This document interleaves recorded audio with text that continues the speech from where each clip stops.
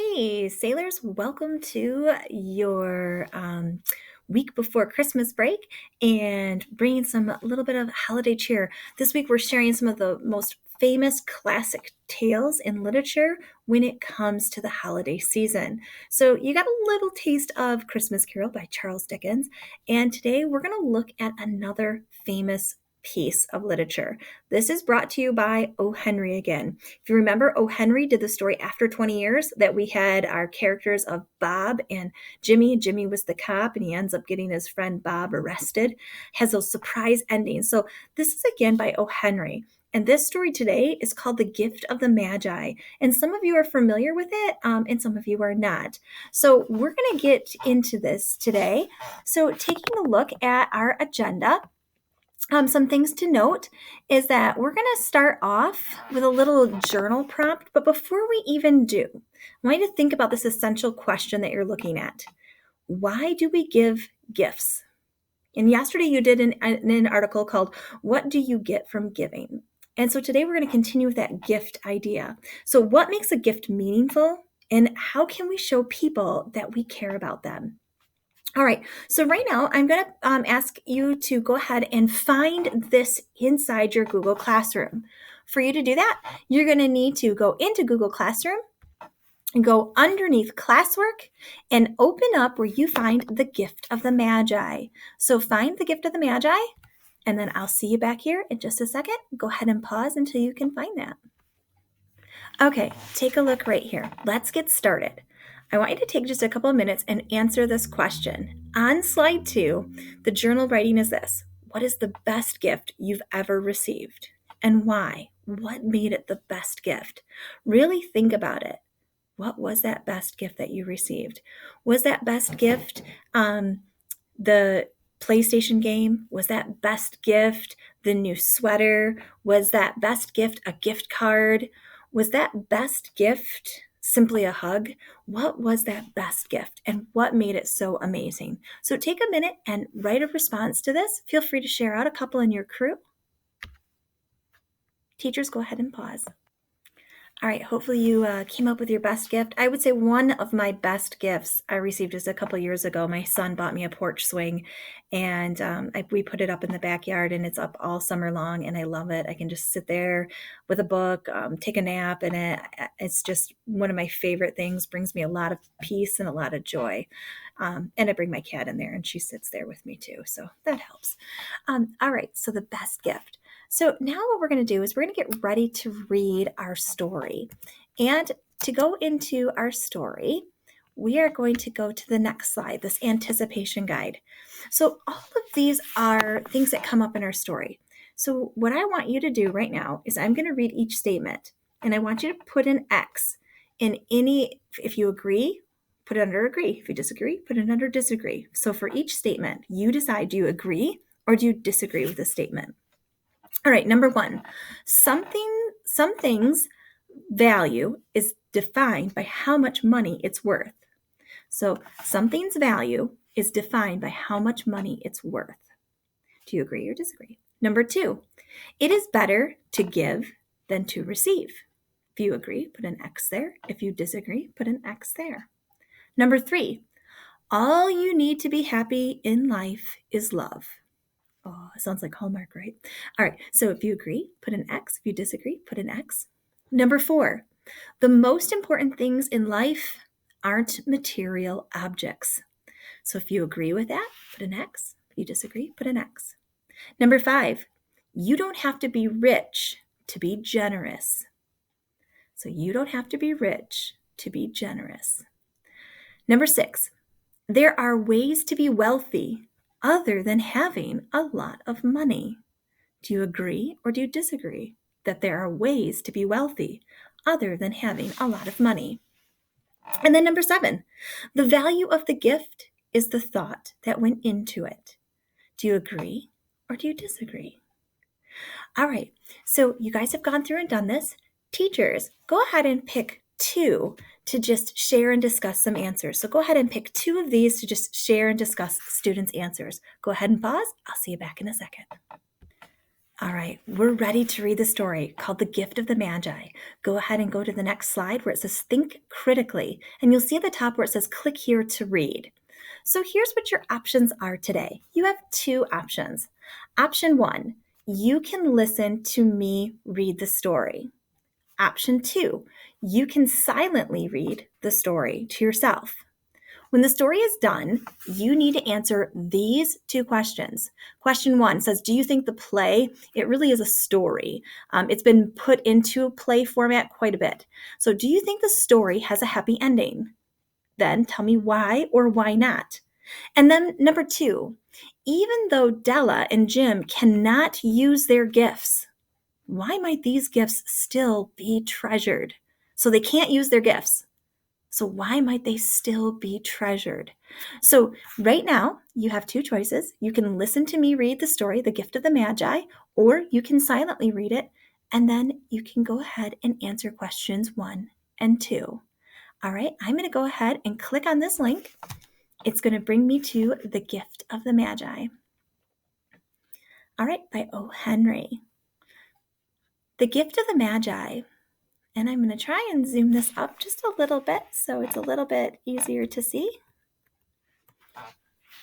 All right, I've got on my little Christmas cap here and ready to read a Christmas classic. $1.87. That was all. She had put it aside, 1 cent and then another, in her careful buying of meat and other food. Della counted it 3 times, $1.87. And then, the next day, it was going to be Christmas. There was nothing to do but fall on the bed and cry. So Della did it. While the lady of the home is slowly growing quieter, we can look at this home. Furnished rooms at a cost of $8 a week. There's little more to say about it. In the hall below was a letter box, too small to hold a letter. There was an electric bell, but it could not make a sound. Also, there was a name beside the door, Mr. James Dillingham Young. When the name was placed there, Mr. James Dillingham Young was being paid $30 a week. Now, when he was being paid only $20 a week, the name seemed too long and important. It should perhaps have been Mr. James D. Young.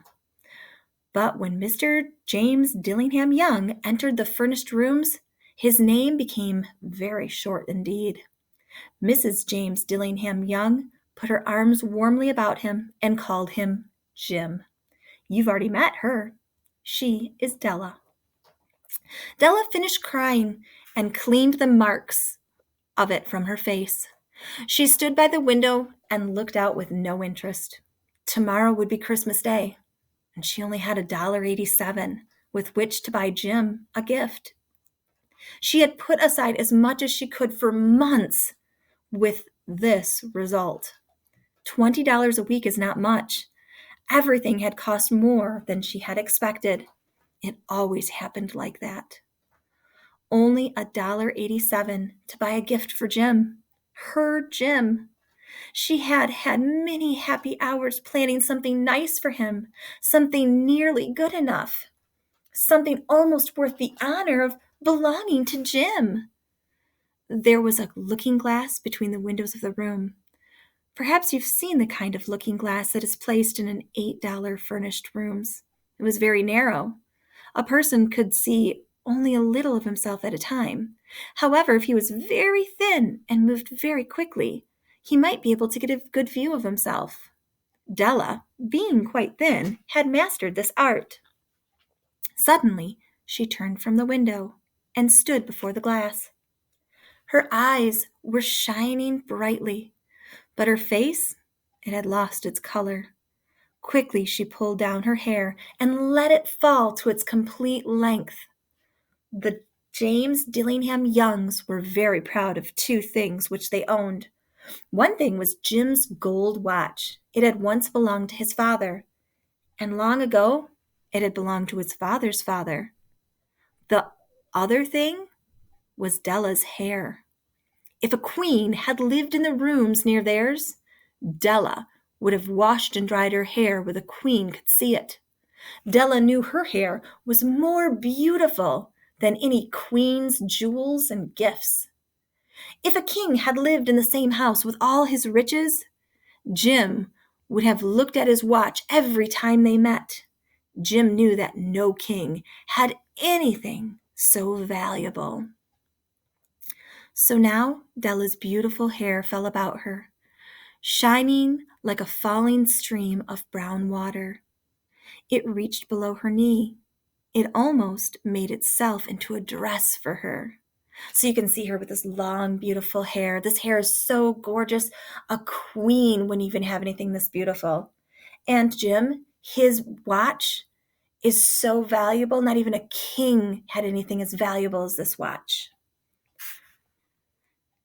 And then she put it up on her head again, nervously and quickly. Once she stopped for a moment and she stood still while a tear or two ran down her face. She put on her old brown coat. She put on her old brown hat. With the bright light still in her eyes, she moved quickly out the door and down to the street. Where she stopped, the sign said, Mrs. Sofrani, hair articles of all kinds. Up to the second floor, Della ran and stopped to get her breath. Mrs. Sofrani, large, too white, cold-eyed, looked at her. Will you buy my hair? Asked Della. I buy hair, said Mrs. Sofrani. Take your hat off and let me look at it. Down fell the brown waterfall. $20, said Mrs. Sofrani, lifting the hair to feel its weight. Give it to me quick, said Della. Oh, and the next 2 hours seemed to fly. She was going from one shop to another to find a gift for Jim. She found it at last. It had surely been made for Jim and no one else. There was no other like it in any of the shops, and she had looked in every shop in the city. It was a gold watch chain, very simply made. Its value was in its rich and pure material. Because it was so plain and simple, you knew that it was very valuable. All good things are like this. It was good enough for the watch. As soon as she saw it, she knew that Jim must have it. It was like him. Quietness and value.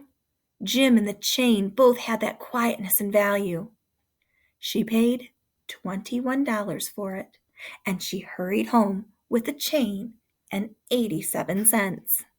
And as you notice, she cut her hair so she could buy a gift for Jim. Let's see what happens now. With that chain on his watch, Jim could look at his watch and learn the time anywhere he might be. Though the watch was so fine, it had never had a fine chain. He sometimes took it out and looked at it only when no one could see him do it. When Della arrived home, her mind quieted a little. She began to think more reasonably. She started to try to cover the sad marks of what she had done. Love and large-hearted giving, when added together, can leave deep marks. It is never easy to cover these marks, dear friends. Never easy. Within 40 minutes, her head looked a little better. With her short hair, she looked wonderfully like a schoolboy. She stood at the looking-glass for a long time. If Jim doesn't kill me, she said to herself, before he looks at me a second time, he'll say I look like a girl who sings and dances for money. But what could I do? Oh, what could I do with $1.87? At 7, Jim's dinner was ready for him. Jim was never late. Della held the watch chain in her hand, and she sat near the door where he always entered. Then she heard his step in the hall, and her face lost the color for a moment. She often said little prayers quietly about simple, everyday things. And now she said, Please, God, make him think I'm still pretty. The door opened and Jim stepped in. He looked very thin, and he was not smiling. Poor fellow! He was only 22, and with a family to take care of. He needed a new coat, and he had nothing to cover his cold hands. Jim stopped inside the door. He was as quiet as a hunting dog when it is near a bird. His eyes looked strangely at Della, and there was an expression in them that she could not understand. It filled her with fear. It wasn't anger, nor surprise, nor anything she had ever been ready for. He simply looked at her with that strange expression on his face. Della went to him. "Jim, dear," she cried, "don't look at me like that. I had my hair cut off and sold it. I couldn't live through Christmas without giving you a gift. My hair will grow again. You won't care, will you? My hair grows very fast. It's Christmas, Jim. Let's be happy. You don't know what a beautiful, nice gift I got for you." "You cut off your hair?" asked Jim slowly. He seemed to labor to understand what had happened. He seemed not to feel sure he knew. "Cut it off and sold it," said Della. "Don't you like me now? I'm me, Jim. I'm the same me without my hair." Jim looked around the room. You say your hair is gone?" he said. "You don't have to look for it," said Della. "It's sold. I tell you, sold and gone, too. It's the night before Christmas, boy. Be good to me, because I sold it for you. Maybe the hairs of my head could be counted," she said, "but no one could ever count my love for you. Shall we eat dinner, Jim?" Jim put his arms around Della. For 10 seconds, let us look in another direction. $8 a week, or $1,000,000 a year. How different are they?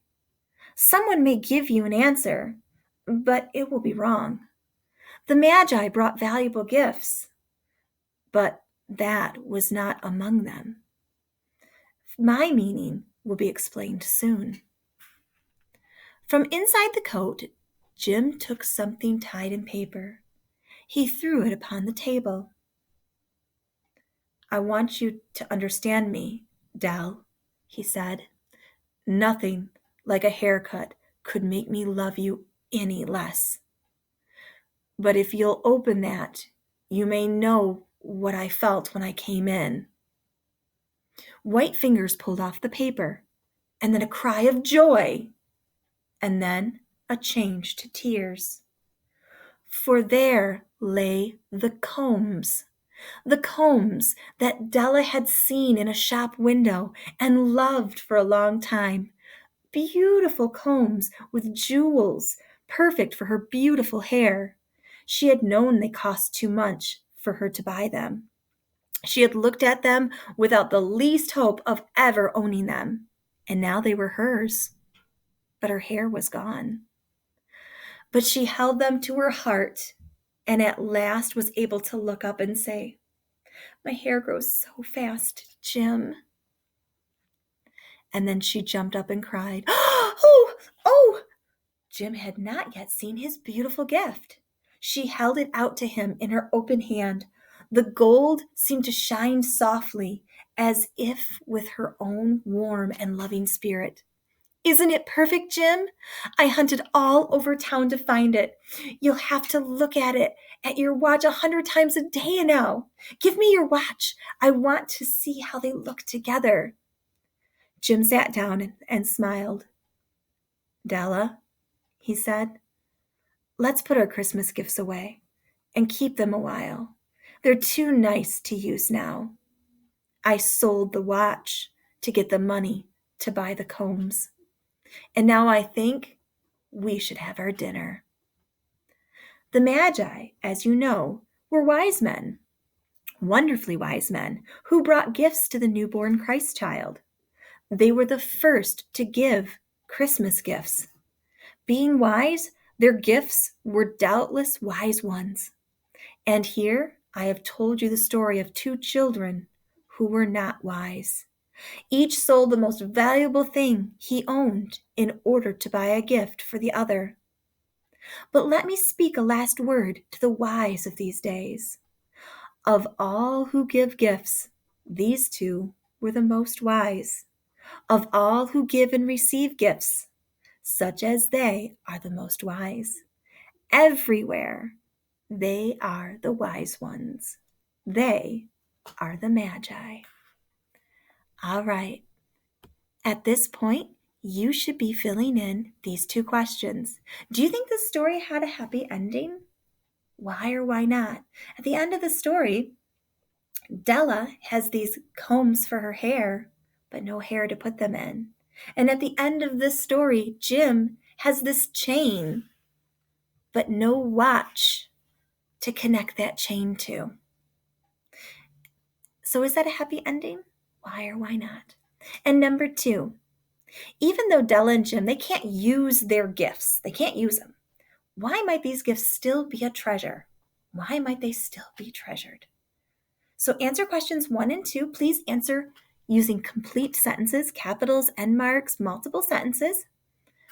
All right. When you're all done answering that, go ahead and watch this clip on the story of the gift of the Magi.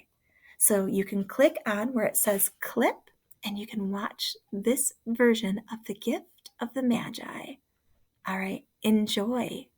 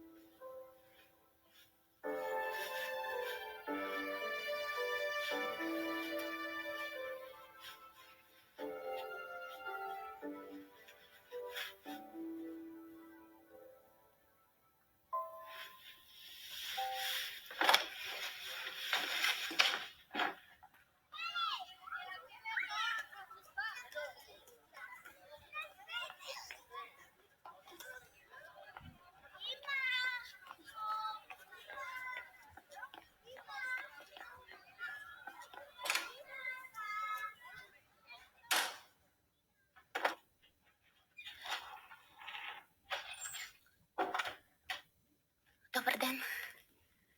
Купувате ли коси? Да, купувам. Да видя.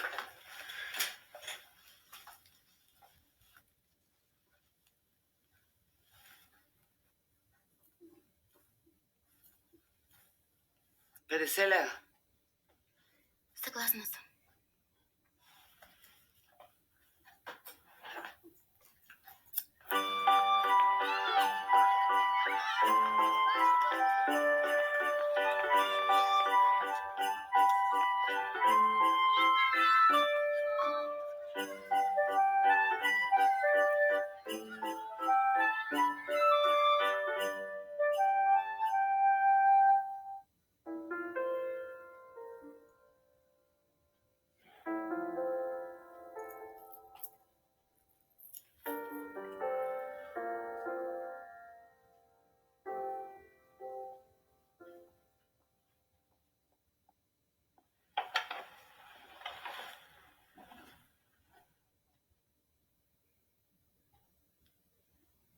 Не ме гледай така.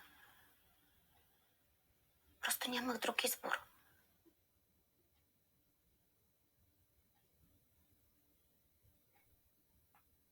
Нека да прекараме весело празника. Отрязал си косите ли? Не ме ли харесваш така?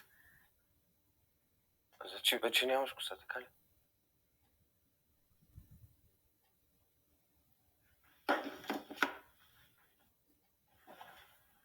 Отвори тази кутия и ще разбереш.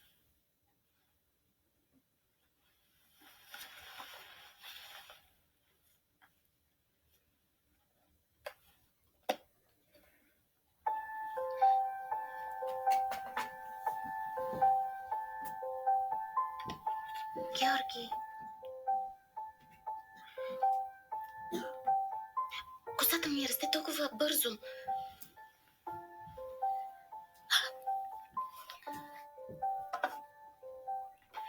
Виж. Виж тази веришка. Не е ли чудесна? Дай, искам да видя как ще ти стои. Елена, дай да остави подаръците за по-късно.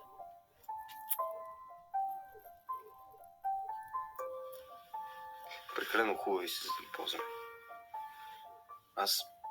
Аз продадох часовника си, за да мога да ти купя кремен.